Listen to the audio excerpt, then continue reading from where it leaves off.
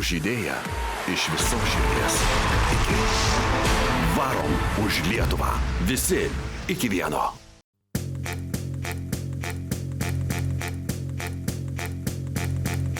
Varom už Lietuvą! ir varom iš Mažeikių į Kuršėnus. Ir dabar visai netrukus užsuksim į mažą miestelį Seda, kur aš dabar jau išduosiu paslaptį, kuris tikrai mūsų labai laukia. O šiandien kamuoliukų iššūkių tikrai netrūksta, jisai netgi pagrimuotas, papudruotas lietuviškais žvirkeliukais.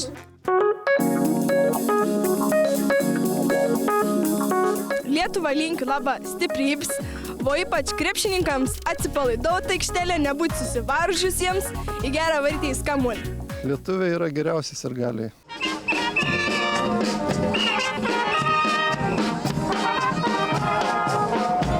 Kągi aš jums sakiau, kad sediečiai tikrai myli krepšinį ir laukia mūsų tautos kamulio. Jūs patys pažiūrėkit, kaip jie sutinka. Varom! Varom! Už Lietuvą mes varom! Oi, pavarom! Varom! Varom! Už Lietuvą mes varom! Va taip pavarom!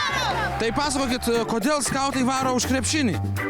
Dėl to, kad jis vienė visą tautą ir krepšinis yra mūsų visų širdyje. Ir mes už tėvynę, susivienijusią tėvynę. Mūsų šūkis Dievui, tėvynei, artimui.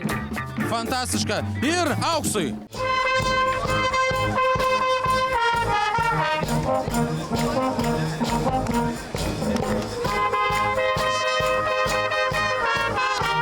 Tik per klaidą netapome čempionais.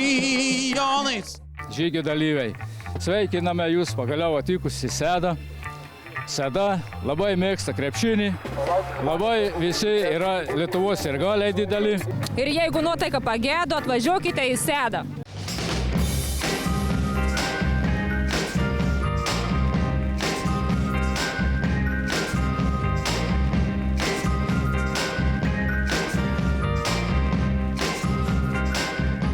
Iš žaidėjų tenka sunkiausias darbas, nes nuo jo priklauso kiekviena ataka ir kaip pasibaigs.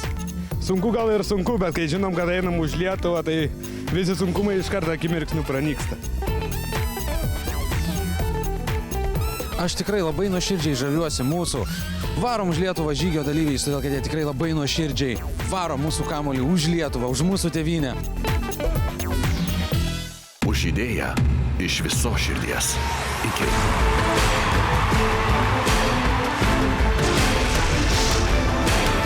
Varom už Lietuvą. Visi iki vieno.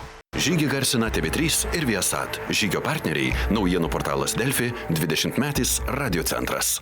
Aš norėčiau paskalbėti per televiziją. Tai žinokit, va žiūrėkit ten ir jūs visi mato.